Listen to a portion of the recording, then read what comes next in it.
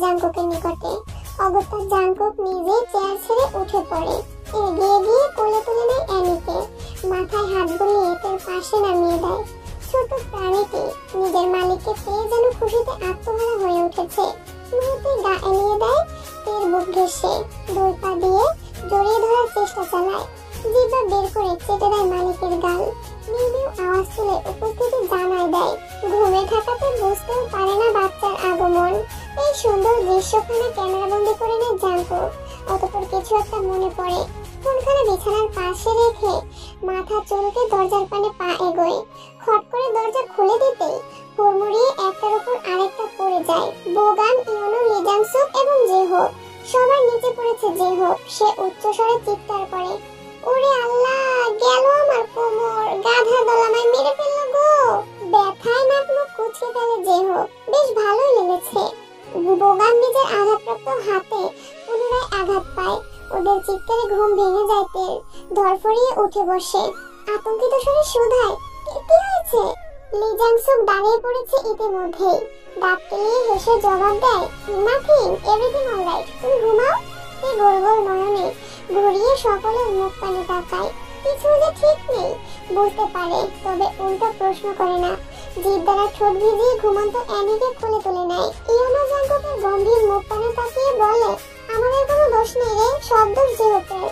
আহত জেহোক কাঁদো কাঁদো স্বরে আওড়ায়, দোষ করলো সবাই, ঘাড়ে পড়লো জেহোকের।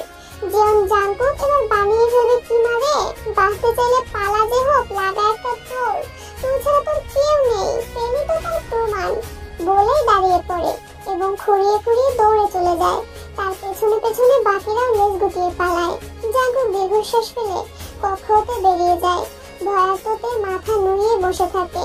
অন্ধকারে গ্রাস করে রেখেছে গোটা কক্ষ। এখান থেকে বের হয়ে যাবেটা কোথায়? নিজের জন্য বরাদ্দকৃত কক্ষে জেহোক ভাইয়া দখল করে নিয়েছে ইতিমধ্যে ঢের বুঝতে পারে। বাকি রাতটুকু এই কক্ষেই থাকতে হবে। গোটা দিনে অ্যানি কিচ্ছু খায়নি। খাবার ছিল না এমনটা নয়, তবে তেকে ছাড়া খাওয়ার অভ্যাস তার নেই।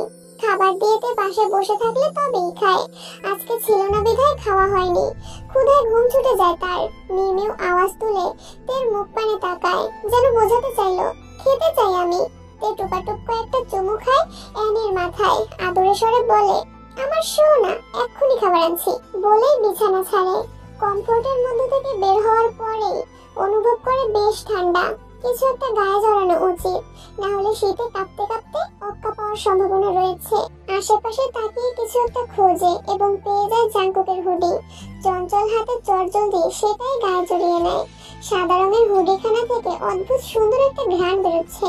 কোনো দামি ব্র্যান্ডের পারফিউম হবে হয়তো। এই হুডির মধ্যে মুখ ডুবিয়ে নাক টেনে ঘ্রাণ শুকে নেয়। মনে মনে বলে, জল্লাদ হাতির বাচ্চা, হুডি থেকে এত সুন্দর ঘ্রাণ আসছে, না জানি তার গায়ের ঘ্রাণ কত সুন্দর হবে। আর একবার কাছে আসলে ভয়টাই না পেয়ে ঘ্রাণ শুকে নিব। পরপরই নিজের মাথায় চাটি মারে। বিড়বিড় করে বলে, নির্লজ্জ বেহায়াতে, এই লোকটা বেয়াদব, তোকে বিয়ের নাম করে অপমান করেছে, আজকে হাত পুড়িয়ে দিয়েছে। তার কথা ভাবলে তোর মন কেটে হালুয়া বানিয়ে ফেলবো, বলে দিলাম। ক্যাট ফুডের প্যাকেট কেটে বাটিতে ঢালছে জাঙ্কুক। তখনই তার ফোনখানা কেঁপে ওঠে। ব্রো কুচকায় জাঙ্কুক। বিরক্ত হলো বোধহয়। এত রাতে কেউ কল করে। ট্রাউজারের পকেট হতে ফোন বের করে। আননোন নাম্বার, তবে চিনে জাঙ্কুক। পার্সোনাল ফোনে সুইজারল্যান্ডের নম্বর হতে একজনই কল করতে পারে। সোজা হয়ে দাঁড়ায় জাঙ্কুক। ডান হাতে কপাল চুলকে কল রিসিভ করে। জিয়ন জাঙ্কুক ওরফে জিয়ন জেকে। বড়ই সুন্দর নাম, আই লাইক ইট। জাঙ্কুক শোনে মনোযোগ দিয়ে, তবে জবাব দেয় না। ওপাশ থেকে পুনরায় ভেসে আসে, একটা মেয়ের জন্য আমার ভাইয়ের গায়ে হাত তুলেছো তুমি, সে এখন হাসপাতালে, হাত দুটো অকেজো, কখনোই ঠিক হবে না। জাঙ্কুক এই পর্যায়ে ঠোঁট মিলে একটু হাসার চেষ্টা করে, তবে ব্যর্থ হয়। হাসির সাথে সম্পর্ক চুকিয়েছে সেই ছোটবেলায়, এখন চেষ্টা করলেও ধরা দিতে চায় না। কেন করলে এমন? জাঙ্কুক ফোঁস করে শ্বাস টানে, ট্রাউজারের পকেট হতে সিগারেটের প্যাকেট বের করে একখানা সিগারেট ঠোঁটের ভাঁজে পুড়ে লাইটার দিয়ে জ্বালিয়ে নেয়। তারপর সিগারেটের টান দিয়ে ধোঁয়া উড়াতে উড়াতে জবাব দেয়, she is my wife. I know my boy, information জোগাড় করে ফেলেছি। তোমার বাকিটা শেষ করার আগেই জাঙ্কুক বলে ওঠে, তার দিকে চোখ তুলে তাকালে চোখ তুলে নিব, সে মন্ত্রীর ছেলে হোক আর যেই হোক, মাইন্ড ইট। বলেই কল কাটে। ইতিমধ্যে কপালে রক ফুটে উঠেছে, হাত দুটো মুষ্টিবদ্ধ করে ফেলেছে, ইচ্ছে করছে গোটা দুনিয়া জ্বালিয়ে দিতে। দুই হাতে মাথার চুলগুলো খামচে ধরে জাঙ্কুক, তাতে গোছালো চুলগুলো এলোমেলো হয়ে যায়। সিগারেট প্রায় শেষ পর্যায়ে চলে এসেছে, একটু হলেই ঠোঁটে ছ্যাঁকা লেগে যাবে, কিন্তু সেদিকে খেয়াল নেই জাঙ্কুকের। সে আনমনে ভেবে চলেছে অনেক কিছু, এবং হলো তাই। সিগারেট ঠোঁটের সঙ্গে লেগে ছ্যাঁকা লাগে, বিরক্তিতে চোখ মুখ কুচকে ফেলে জাঙ্কুক। মৃদুস্বরে ফাঁক শব্দখানা উচ্চারণ করে পরপরই শক্তপোক্ত হাতখানা দ্বারা ঠোঁট ঘষে নেয়। সেই মুহূর্তে কিচেনে পা রাখে, অগোছালো জাঙ্কুককে দেখে একরাশ চিন্তায় এসে ভিড় জমায় মনের কোণে। একটু উঁকি ঝুঁকি মেরে মুখখানা দেখার চেষ্টা করে। প্রথমে নজরে পড়ে লাল ওষ্ঠ জোড়া, এখনো সিগারেটের পোড়া অংশ লেগে আছে। লাল লাল চোখ দুটো দেখে এর চিন্তা বেড়ে যায়। অনুমান করে নেয় মুখে জ্বর এসেছে কি। হাত বাড়িয়ে জাঙ্কুককে ছুঁয়ে দেওয়ার সাহস তোর নেই। আপনি কি অসুস্থ? এমন দেখাচ্ছে কেন? ডাক্তার ডাকতে বলবো ভাইয়াদের? প্রশ্ন করা করেই ফেলেতে পরপরে নিজের উপর বিরক্ত হয়। ওরে বাল, এখন যে অশ্লীল কথাগুলো বলবে ওইগুলো শোনার জন্য প্রস্তুত হ অসভ্যতে। হলো তাই। জাঙ্কুক দুপা এগিয়ে আসে তেল পানে, গায়ে নিজের হুডি দেখে ঠোঁট বাঁকায়, ঠোঁটে আঙুল ঘষতে ঘষতে হাসতে সরে বলে, আই নিড ইউর লিপস। এই দুবার পিছিয়ে যায়। উদ্দেশ্য ভেবে একখানা ভোর দৌড়, এক দৌড়ে কক্ষে চলে যাবে, তারপর দরজা লক করে দিবে। ব্যাস, আজকের মতো বেঁচে যাবে। এর পরিকল্পনা বোধহয় বুঝতে পারলো জাঙ্কুক। লম্বা হাতখানা বাড়িয়ে পিছিয়ে ধরে তেল কোমর, তারপরে গলায় মুখ গুজে লম্বা শ্বাস টানে। জমে যাইতে শক্ত হয়ে দাঁড়িয়ে পড়ে। এটা কি হলো? তলপেটে মোটর দিয়ে উঠছে, হাতটা মৃদু কাঁপছে। লোকটার ছোঁয়া ভয়ঙ্করের থেকেও ভয়ঙ্কর। নিজেকে বাঁচাতে জাঙ্কুকের হাতের উপরে হাত রাখে, কাঁপা কাঁপা স্বরে বলে, ছাড়ুন প্লিজ, আমার ভালো লাগছে না। সুবোধ বালকের মতো সত্যিই ছেড়ে দেয় জাঙ্কুক, আর আড়িভাবে ভ্রু কুঁচকে বলে, দরজা খোলা, কেউ দেখে ফেলবে। এসব বললে মেনে নিব, বাট ভালো লাগছে না। নেক্সট টাইম এটা শুনলে জিভ টেনে ছিঁড়ে ফেলবো। ভালো লাগলেও আমি ছুবো, ভালো না লাগলেও আমি ছুবো, মাইন্ড ইট। সুইজারল্যান্ডের ওয়েদার আজকে মারাত্মক রোমান্টিক এবং সুন্দর। এখানকার প্রকৃতি যেন নিজের রূপ প্রকাশ করতে উদ্ধৃত হয়েছে। সকাল থেকে ঝিরে ঝিরে বৃষ্টি পড়ছে, শীতের আমেজ কমে এসে একটু গরম গরম ভাব পড়েছে। তার মধ্যে ঝিরে ঝিরে বৃষ্টি, দারুণ কম্বিনেশন। তে অ্যানিকে সাথে নিয়ে বসে আছে বারান্দায়। এক হাতে অ্যানির গায়ে হাত বুলিয়ে দিচ্ছে এবং অপর হাত গালে রেখে গভীর মনোযোগে বৃষ্টি বিলাস করছে। ছোট ছোট বৃষ্টির ফোঁটা আসমান হতে টুকটাক করে জমিয়ে পড়ছে, মৃদু শব্দও হচ্ছে। বাংলাদেশের গ্রাম অঞ্চলে টিনের চালে বৃষ্টি পড়ে যেমন ঝমঝম শব্দ হয়, তেমন নয়, এই শব্দ অন্যরকম। এই হাতে গিয়ে বৃষ্টি ছোঁয়ার বৃথা চেষ্টা চালায়, তবে ব্যর্থ হয়। অদ্ভুত ডিজাইনের তৈরি এই বাড়িখানা থেকে ইচ্ছে করলেই বৃষ্টি ছোঁয়া যায় না। তার জন্য দীর্ঘ পথ অতিক্রম করে রাস্তায় বেরোতে হবে। বিরক্ত হইতে মুখ বাঁকায়, বিড়বিড় করে বলে, যেমন জীবন জাঙ্কুক তেমনই তার বাড়ি, দুটোই বিরক্তিকর। দূর পাহাড়ে দুজোড়া কপোতকপতি দুই হাত মেলে পরম শান্তিতে বৃষ্টি বিলাস করছে। দেখে বাঙালিই মনে হচ্ছে, কেননা মেয়েটি কালো রঙের থ্রি পিস পরা। সাধারণত সুইজারল্যান্ডের বাসিন্দারা থ্রি পিস পরে না। ওই দুই চারজন বাঙালি যারা জীবিকা নির্বাহের জন্য সুইজারল্যান্ডে পাড়ি জমায়, তারাই থ্রি পিস পরে। কপোতকপতির বৃষ্টি বিলাস করা এবং পাহাড়টা দারুণ, তবে এদের কলিজা ঠান্ডা করার মতো না। কেননা বাংলাদেশের মতো সবুজে ঘেরা নয় এই পাহাড়, নেই কোনো ঝর্ণা, চা পাতার বাগানও নেই। এর মধ্যে পাহাড় মানেই চায়ের বাগান। যদিও চা বাগানে যাওয়ার অভিজ্ঞতা খুবই কম তার, সেই ছোটবেলায় মায়ের সঙ্গে গিয়েছিল একবার। গোটা স্মৃতি ধরে রাখতে অক্ষম, তবে শুধু চা পাতা এবং আঁকাবাঁকা পথটুকুই কি দারুণ ছিল মায়ের সাথে কাটানো মুহূর্তগুলো। অ্যানি মেয়ে মেয়ে শব্দ করে ওঠে। এ ভাবনার জগৎ থেকে বের হয়। তাকায় অ্যানির পানে, আদরে ভঙ্গিমায় শোধায়, কি হয়েছে বাবু, খিদে পেয়েছে? অ্যানি জবাব দেয় না, বরং আরো একটু পা ঘেঁষে শুয়ে পড়ে তের সাথে, কোলের উপর মুখ রেখে পুনরায় চোখ বন্ধ করে। তখনই জেহপের আওয়াজ শুনতে পাইতে উচ্চ স্বরে জিন বেগমকে ডাকছেন, আন্টি, ও আন্টি, কোথায় আপনি? দেখুন আমি এসেছি, কিছু খেতে দিন। বুকের ভেতরটা কেমন করে ওঠে তের। অদ্ভুত এক ভাবনায় শরীর কেঁপে ওঠে, মুখশ্রী লাল হয়ে যায় লাজে। আশ্চর্য ব্যাপার, মনে মনে বলে, পাগল পেয়ে তুই কেন পড়ে যাচ্ছিস ওই বাজে লোকটার ফাঁদে? কেন নয়নজোড়া বন্ধ করলেই তাকে দেখিস? কেন বিছানায় গা এলিয়ে দিলে লোকটার ছোঁয়া অনুভব করিস? কেন তাকে আষ্টে-পৃষ্ঠে জড়িয়ে ধরতে ইচ্ছে করে? পাগল পেয়ে তুই কি ভুলে গিয়েছিস জিয়ন জাংকুক ব্যাড বয়? তুই বি ব্রাইটকে ভালোবাসিস। মনে মনে কথাগুলো আওড়াইতে পর মুহূর্তে আবার মন বলে, জিয়ন জাংকুক 5 দিন পরে বাড়িতে ফিরলো, একটু দেখে আসা উচিত। একটা মনের দুরকম ভাবনায় বিরক্ততে এদিকে কোলে নিয়ে দাঁড়িয়ে পড়ে। পুরোনো জামা ঠিকঠাক করে ধীরগতিতে পা চালিয়ে এগিয়ে যায় জিয়ন জাংকুকের কক্ষের পানে। জুরিক নদীর পূর্ব পাশে বহুল পরিচিত একটা কফি শপ রয়েছে। হারু নামক এক ভারতীয় পৌরুষের উদ্যোগে এই কফি শপ নির্মিত হয়েছে। এখানে দেশি বিদেশি সকল ধরনের কফি পাওয়া যায়। জাংকুক এবং হারু একসাথে এসেছিল সুইজারল্যান্ডে। প্রথমবার সুইজারল্যান্ডের মাটিতে পা রাখার সঙ্গে সঙ্গেই ধাক্কা লেগে যায় হারুর সাথে। বয়সে বড়, একটু সম্মান দেখানোর প্রয়োজন, এসব খেয়াল নেই। রক্তটা জাংকুক দুধা বসিয়ে দিয়েছিল। সেই থেকেই হারুর নজর জাংকুকের পানে। এর মধ্যে বহুবার দুজনের ঝামেলা হয়েছে। হারু জাংকুককে হারানোর জন্য বহু ফোন দিয়ে এঁটেছিল, বরাবরই ব্যর্থ হয়েছে। এই মুহূর্তে যে জাংকুক বসে আছে কফি শপে, তার মুখোমুখি বসে আছে হারু এবং কাই। গোটা কফি শপ দখল করেছে তাদের বডিগার্ডরা। সকলের হাতে রয়েছে বিশাল বড় সাইজের বন্দুক। জাংকুক দুহাত টেবিলে রাখে, একটু ঝুঁকে বলে, কেন ডেকেছো? কাই ঠোঁট বাঁকিয়ে হাসে, তোর ভয় করছে না? আমরা এতজন রয়েছি, কেটে টুকরো টুকরো করে ফেলার ক্ষমতা রাখি। তো কাটো। জাংকুকের স্পষ্ট স্বর। ভয় পায় কাই, একটুও ভয় পাচ্ছে না জাংকুক। এটা মানুষ নাকি অন্য কিছু?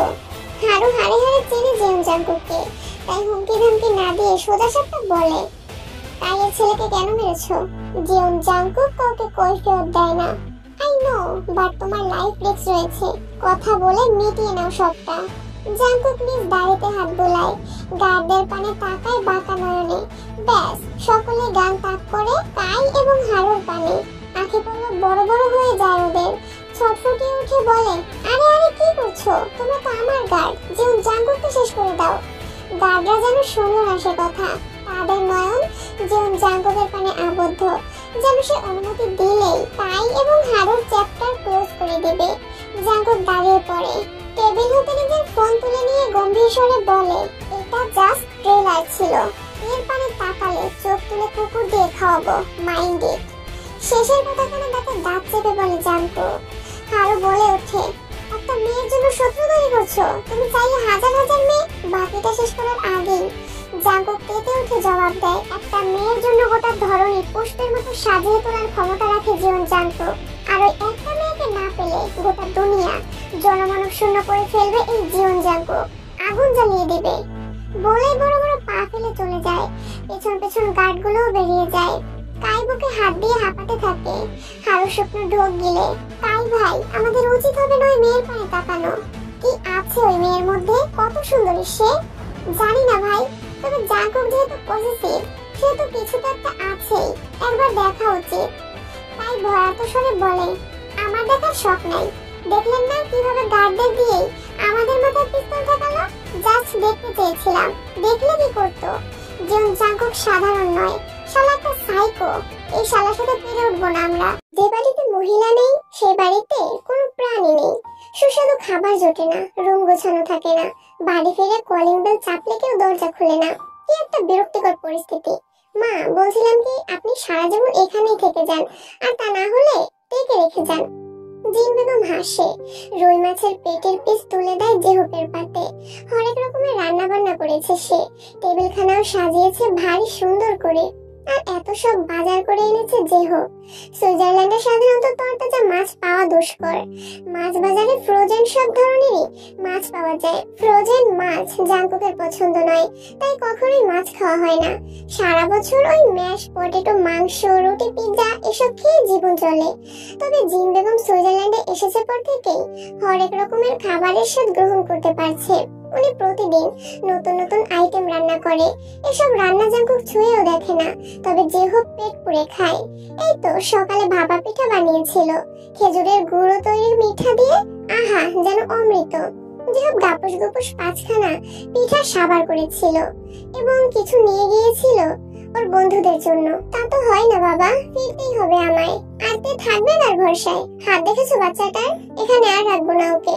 কণ্ঠস্বরের হতাশার রেশ টের পাচ্ছে জেহব। সবাই মাছের পিঠে কামড় বসাচ্ছিল। জিন বেগমের কথা শুনে থেমে যায় এবং প্লেটের এক কোণায় অযত্নে ফেলে রাখে, যেন খাওয়ার রুচিটাই হারিয়ে গিয়েছে। কপালে 3টে ভাঁজ ফেলে তাকায় জিন বেগমের মুখ পানে। করুণ কণ্ঠে আওড়ায়, জাঙ্কুকের সঙ্গে বিয়ে। জেহব কথা শেষ হওয়ার আগেই জিন বেগম বলে ওঠে, আমি বেঁচে থাকতে ওদের বিয়ে মানবো না। এতদিন জাঙ্কুক মানেনি, এবার আমি মানবো না। মরে গেলেও তেকে দেব না জাঙ্কুকের কাছে। নিকুচি করেছে বিয়ের। শুকনো ঢোক গেলে জেহব গালে হাত দিয়ে বসে, পরপরই হাসি পায়। ঠোঁট প্রসারিত করে একটুখানি হেসে নেয়। বিড়বিড় করে বলে, বাহ, এবার জমবে মজা। দেখা যাক বেপরোয়া জাঙ্কুক কি করে, কিভাবে মানায় নিজের মাকে। সোবিন ভাইয়ের সঙ্গে কথা বলেছি। বাংলাদেশে ফিরে ওনার মেয়েকে ওনার হাতে তুলে দিয়ে আমি শান্তিতে দুদণ্ড বসবো, আর কাউকে নিয়ে চিন্তা করব না। জিন বেগম চলে যায়। যাওয়ার আগে অবশ্যই জিহবকে বলে, আস্তে আস্তে খাও। জাঙ্কুক যখন বাড়ি ফেরে তখন ঘড়ির কাঁটা 3টার কোটরে আটকে পড়েছে। গোটা শহর গভীর ঘুমে আচ্ছন্ন। ঘন কুয়াশায় জরিক শহর ঢেকে আছে। জাঙ্কুকের ছোট বাড়িখানাও কুয়াশার আবরণে সাদা রং ধারণ করেছে। কালো রঙের গাড়িখানার বেহাল দশা। চাকা খুলে গিয়েছে, কাঁচ ভাঙা ড্রাইভিং সিটে রক্ত লেগে আছে, স্টিয়ারিং বেঁকে গিয়েছে। জাঙ্কুক গাড়িখানা গ্যারেজে নেওয়ার চেষ্টা করে না। মাঝ রাস্তায় গাড়ি রেখে রক্তমাখা হাত দ্বারা দরজা খুলে বেরিয়ে আসে। ডান পায়ে বেশ আঘাত পেয়েছে। জুতো ভেদ করে ঢুকে পড়েছে কাচের টুকরো। ঠোঁট ফেটে রক্ত গড়াচ্ছে। কপালেও বেশ আঘাত পেয়েছে। আধ ভাঙা গাড়ির পানে এক পলক তাকায় জাঙ্কুক। পরপরই বিড়বিড় করে আওড়ায়, ফাক অফ। অতঃপর পা টেনে টেনে বাড়ির মূল ফটকে চলে আসে। পাসওয়ার্ড টিপে দরজা খুলে বাড়িতে প্রবেশ করে। ড্রয়িং রুমের আলো জ্বলছে, যেটা বিরক্তিকর লাগে জাঙ্কুকের নিকট। সোফায় উপর হয়ে শুয়ে আছে জেহব, তার পিঠের উপরে অ্যানি। জাঙ্কুক ভ্রু কুঁচকায়। জুতো খুলে ছুঁড়ে মারে বাঁ পাশে অবস্থিত র‍্যাকের উদ্দেশ্যে। পায়ে বেশ চোট পড়ে, খানিকটা ব্যথাও পেল বোধহয়। ফর্সা মুখশ্রী লাল হয়ে ওঠে। টাইট টেনে টিনে করে তারপর পা বাড়ায় কিচেনের উদ্দেশ্যে। এই মুহূর্তে ব্ল্যাক কফি না হলে চলবেই না। মাথাটা বড্ড ব্যথা করছে। টুংটাং আওয়াজে ঘুম ভেঙে যায় জেহবের। পিটপিট করে চোখ খুলে কিচেনে তাকায়। জিয়ন জাঙ্কুকের রক্তাক্ত মুখশ্রী দেখে দৌড়ে এগিয়ে যায়। বেচারা অ্যানি ঠাস করে ফ্লোরে পড়ে। বেশ ব্যথাও পায় বোধহয়। মিউ মিউ আওয়াজ তুলে এদিক ওদিক ছোটাছুটি করতে থাকে। সেদিকে খেয়াল নেই জেহবের। সে জাঙ্কুকের পাশে দাঁড়িয়ে শোধায়, কি হয়েছে? আঘাত পেলে কি করে? জাঙ্কুক জবাব দেওয়ার প্রয়োজন বোধ করে না। গভীর মনোযোগে পাতিলে পানি ঢালতে থাকে। জেহব বিরক্ত হয়। ঘুরে ঘুরে পর্যবেক্ষণ করে। দেখে মনে হচ্ছে বেশ ভালোই আঘাত পেয়েছে। ট্রিটমেন্ট করা প্রয়োজন। নির্লজ্জ জেহব উত্তেজিত হয়। জাঙ্কুকের ক্ষতস্থান হতে রক্ত মুছে দেয় নিজ হাতে। জাঙ্কুক বিরক্তিকর স্বরে বলে, I am fine, please leave me alone. জেহব সত্যি এক দৌড়ে বেরিয়ে যায় কিচেন থেকে। নিজ কক্ষের পানে ছুটতে থাকে। পথে মধ্যে উষ্টা খেয়ে পড়েও যায় একবার। ব্যথা পায় বুকে, তবুও থামে না। তখনই উঠে আবারও ছোটে। কাবাট খুলে ফার্স্ট এড বক্স নিয়ে দুদণ্ড দাঁড়ায়। জোরে জোরে শ্বাস টেনে নিজেকে স্বাভাবিক করে পায় তার আর্টে, কিন্তু ফলাফল শূন্য। জাঙ্কুকের ততক্ষণে পানি গরম হয়ে গিয়েছে। মগে পর্যাপ্ত পরিমাণে পানি ঢেলে 2 চা চামচ কফি পাউডার মিশিয়ে তা চামচ দিয়ে নাড়তে নাড়তে ড্রয়িং রুমে চলে আসে।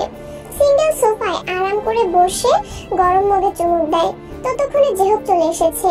হাত পা কাঁপছে তার। বুকের ভেতরটা উত্তেজনায় হাঁসফাঁস করছে। জাঙ্কুকের সামান্য আঘাতে জেহবের কলিজা পড়ে যায় যে। তুলোর মধ্যে একটু স্যাভলন নিয়ে জাঙ্কুকের ক্ষতস্থানে লাগাতে যায় জেহব। জাঙ্কুক কড়া নয়নে তাকায়।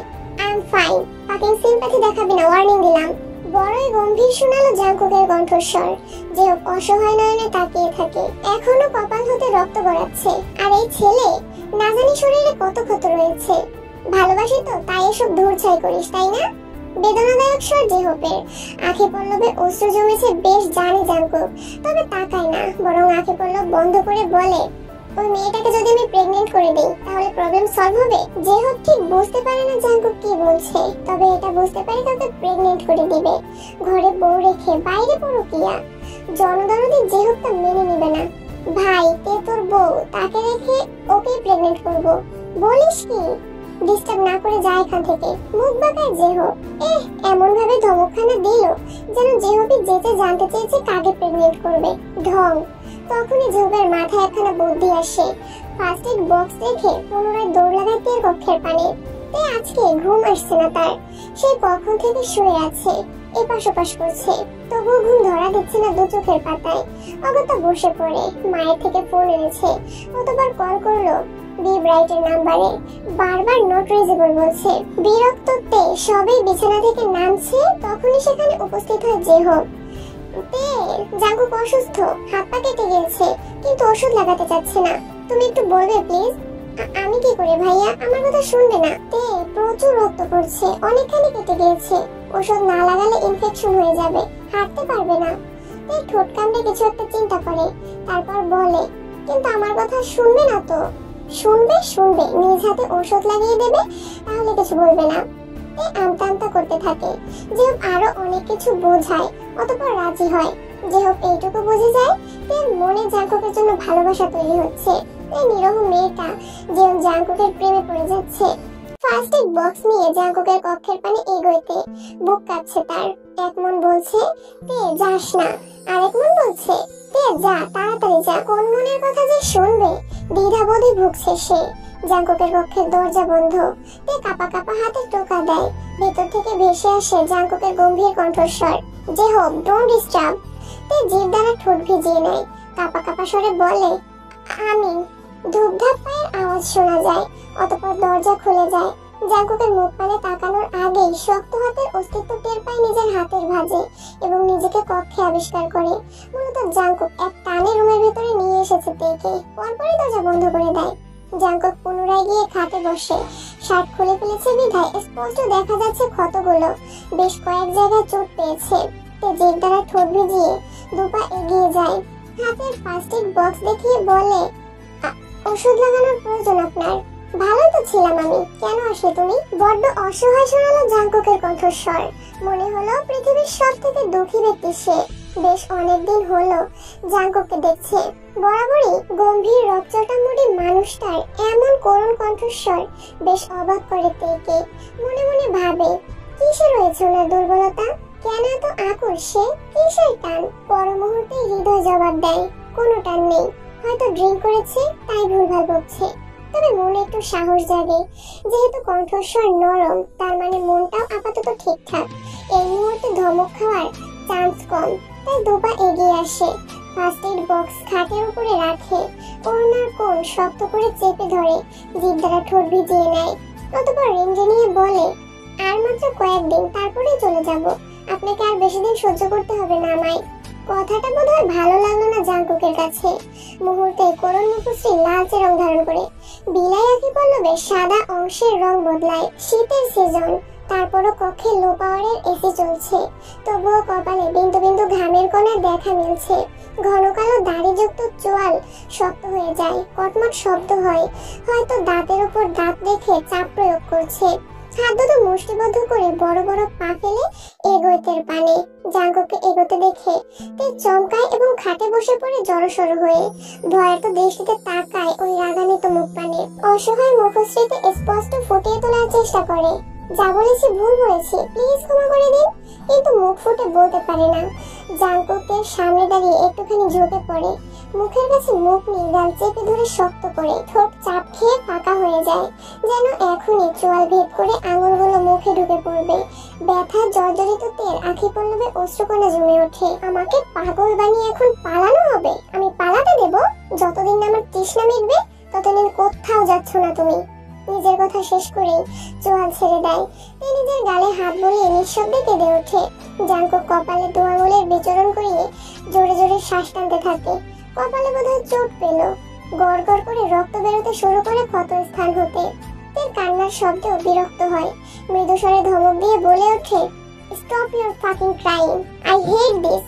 তে চমকায়, মুহূর্তেই কান্না থেমে যায়। দুই হাতে চোখের পানি মুছে ফেলে। মনে মনে বিড়বিড় করে বলে, শালা খচ্চর, আমাকে মেরেছিস, আমি কাঁদছি, তাতে তোর বাপের কি? তুই ঘৃণা করলে আমার কি? নাচবো আমি, শালা হনুমান। জাঙ্কুক এদিক ওদিক পায়চারি করে খানিকক্ষণ, তারপর তের পাশে এসে বসে। আরেক দফায় চমকাইতে একটু সরে বসতে চায়। জাঙ্কুক কোমর পেঁচিয়ে ধরে, অপর হাতে ওড়না টেনে ফেলে দেয় ফ্লোরে। কপাল কুঁচকে বলে, আমার সামনে আসে সব বাল যেন না দেখি। তের মাথা নিচু করে ফেলে। কিছু বলবে বলে সিদ্ধান্ত নেয়, তখনই গলার একটু নিচে ভেজা ওষ্ঠের বিচরণ টের পায়। কোচা কোচা দাঁড়ের ঘর্ষণ অনুভব করে। ভূমিকম্পের ন্যায় কেঁপে ওঠে তের সর্বাঙ্গ। মৃদুস্বরে গুঙিয়ে ওঠে। জাঙ্কুক বেশি সময় নেয় না, নরম স্থানে দাঁত বসিয়ে মাথা তোলে। মৌমাছির চাক থেকে যেন মধু খেলেও তেমন ভাবেই জিভ দ্বারা ঠোঁট চেটে নেয়। ব্যাপারখানা দেখে নেয় তে। লজ্জায় কান দুটো গরম হয়ে ওঠে। চোখ মুখ খিচে বন্ধ করে ফেলে। ওষুধ লাগাতে এসেছো? শান্ত স্বরে প্রশ্ন করে জাঙ্কুক। জবাব দিতে পারে না লজ্জিত রমণী। এখনো ঠিকঠাক করে শ্বাস টানতে পারেনি। স্বাভাবিকের তুলনায় নিঃশ্বাস একটু জোরেই বইছে।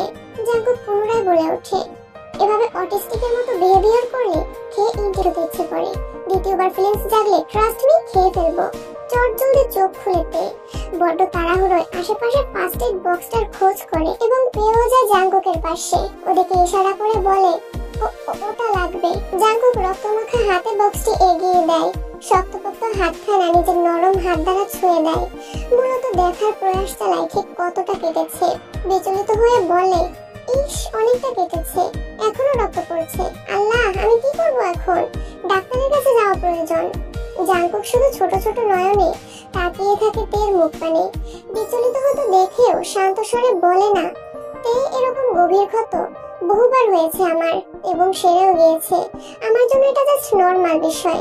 প্লিজ ভয় পেও না। তে সময় নষ্ট করে না। চটজলদি ফার্স্ট এড বক্স খুলে প্রয়োজনীয় সামগ্রী বের করে নেয় এবং দক্ষ হাতে ওষুধ লাগাতে থাকে।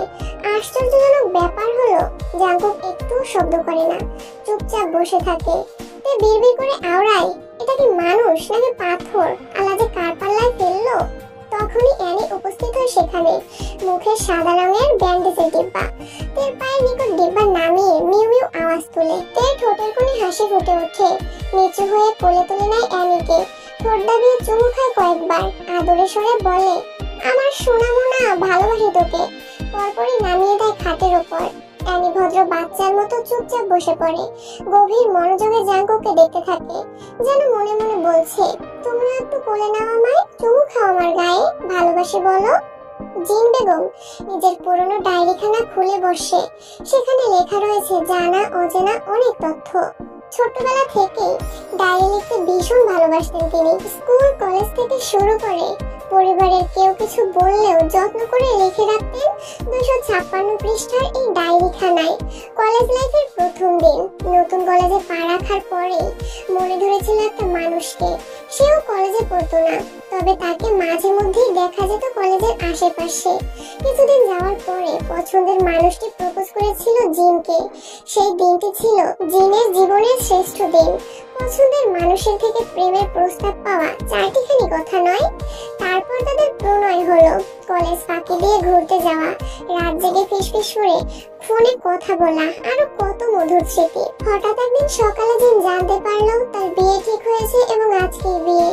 বাধ্য হয়ে মনের মধ্যে একজনকে রেখে আরেকজনকে বিয়ে করতে হলো। বছর ঘুরতে না ঘুরতেই জন্ম নিল জাঙ্কুক। জন্মের 2 দিন পর্যন্ত কান্না করেনি সে। ডাক্তার, নার্স সহ জিয়ন বাড়ির সকল সদস্য পাগল হয়ে যাচ্ছিল।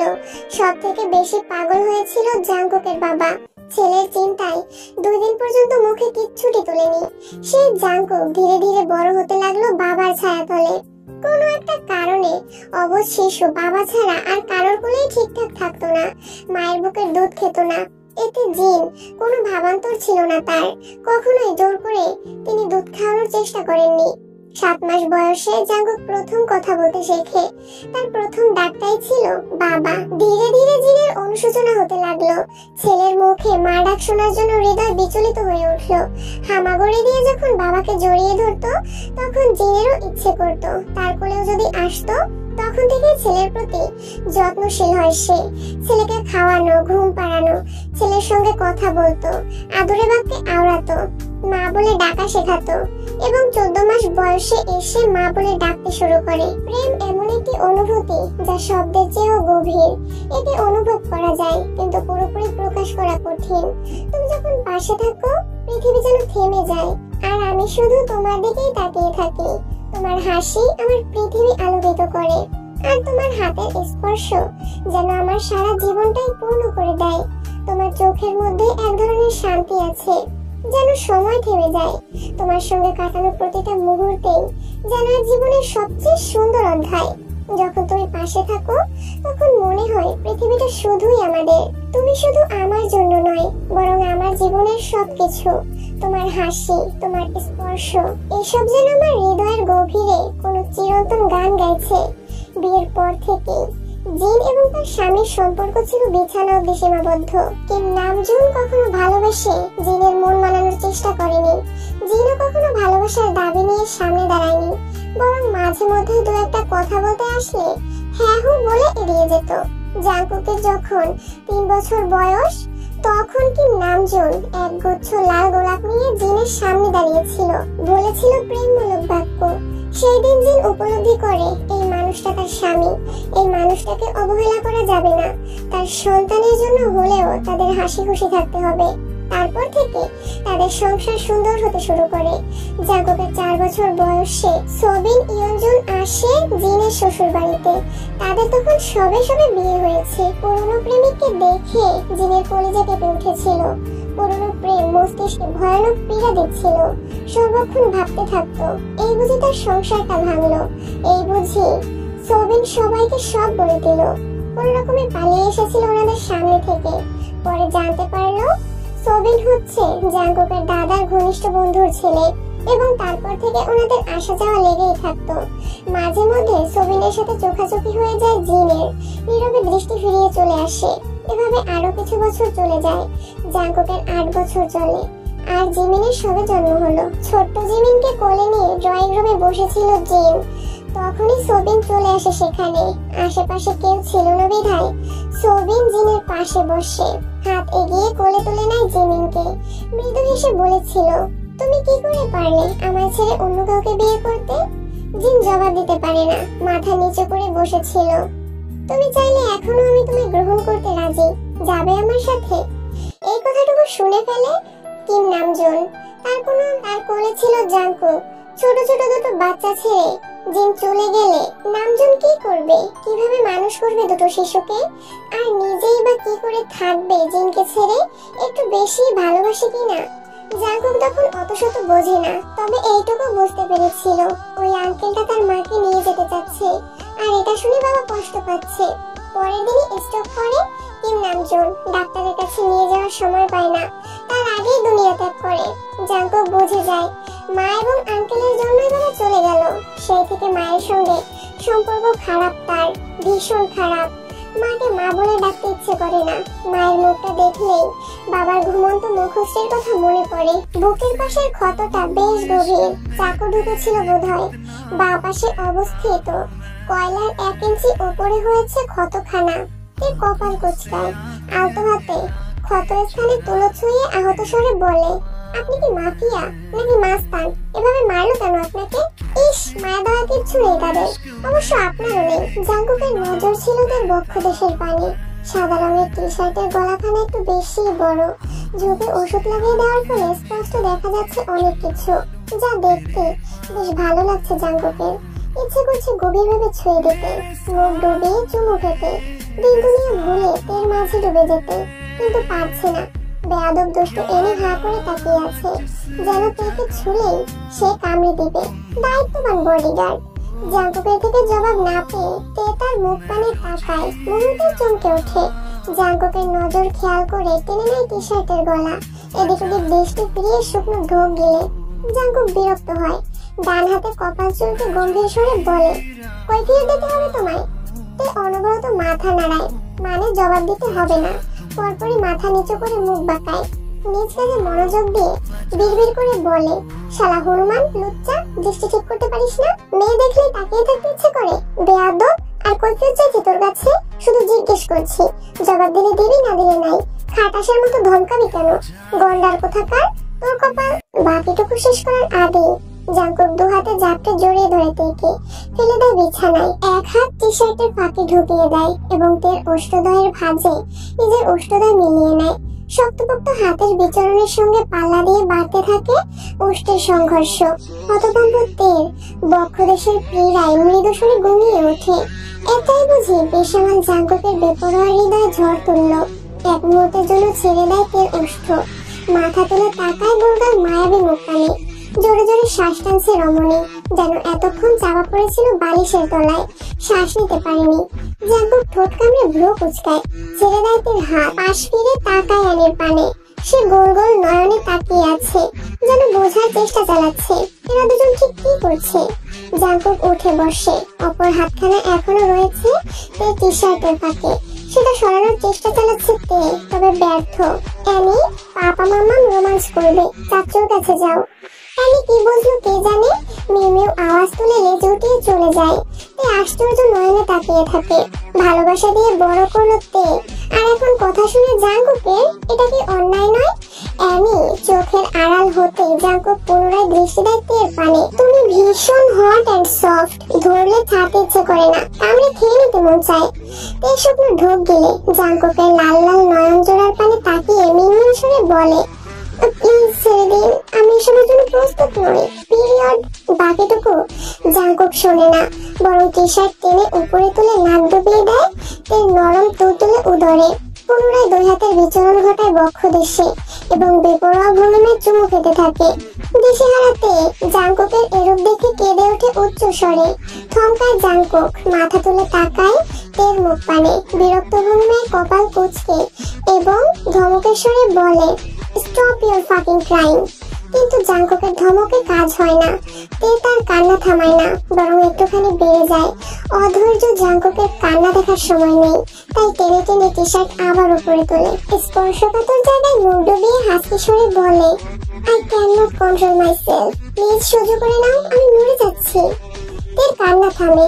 কিছু একটা ভেবে শান্ত হয়ে জাঙ্কুকের চুলগুলো মুঠো করে ধরে। সময় গড়ায় অদ্ভুত শব্দ বেরিয়ে আসে তে ঠোঁটের ফাঁক দিয়ে। জাঙ্কুক পুনরায় বলে, ডিস্টার্ব করে না জান। তে ডিস্টার্ব করে না, তবে তখনই ভেসে আসে জেহুপের কণ্ঠস্বর।